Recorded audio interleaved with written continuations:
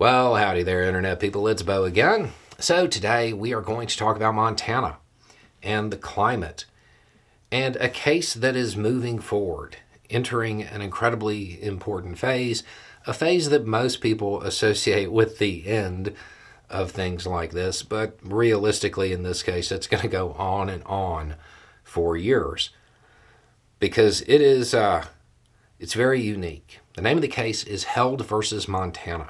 We've talked about it on the channel before, but as a refresher, it was first brought back in 2020, I think, by 16 people who were kids. I want to say aged 5 to 22, something like that. And they're suing the state because the state is supporting dirty energy, to keep it simple. The state is engaging in activities that are bad for the environment, that contribute to climate change. They're suing the state to stop it. Seems odd, right? Doesn't seem like something that should happen. But Montana has something very unique in its constitution. Ever since 1972, if you live in the state of Montana, you kind of have a right to a clean and healthful environment. It's in their constitution. And that the state is supposed to kind of maintain that. The plaintiffs are saying the state's not living up to end of the bargain. It's going to be hard to argue against that. In fact, it doesn't seem like the Attorney General and the lawyers for the state intend on arguing against that.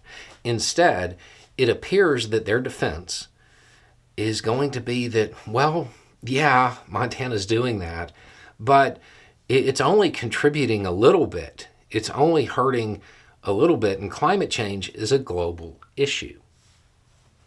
Therefore, it doesn't matter.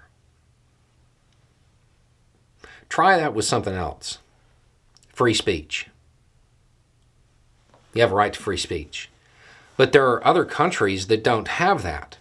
So if we don't give it to you here, since it is a global issue, I guess it doesn't matter.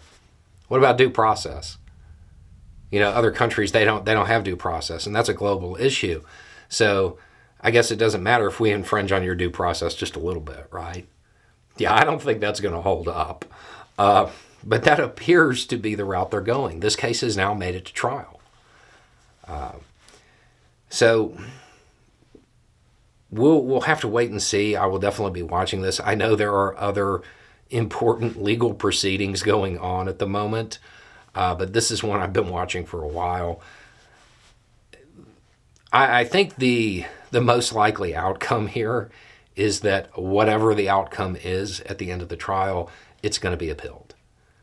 So you're looking at probably another 3 to 5 years before this actually gets resolved. But you now have a trial occurring in the United States where the summary of it is that the state is not doing enough to mitigate climate change. They're not doing enough to protect the environment. I can only see that as a good thing.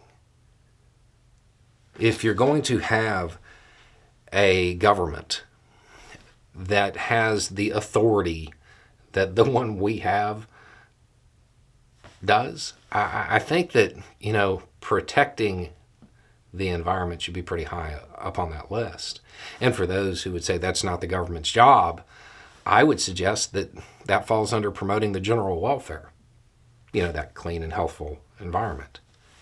I would also suggest that it doesn't really do a whole lot of good to have an $800 billion a year defense budget if you're destroying the country yourself. Anyway, it's just a thought. Y'all have a good day.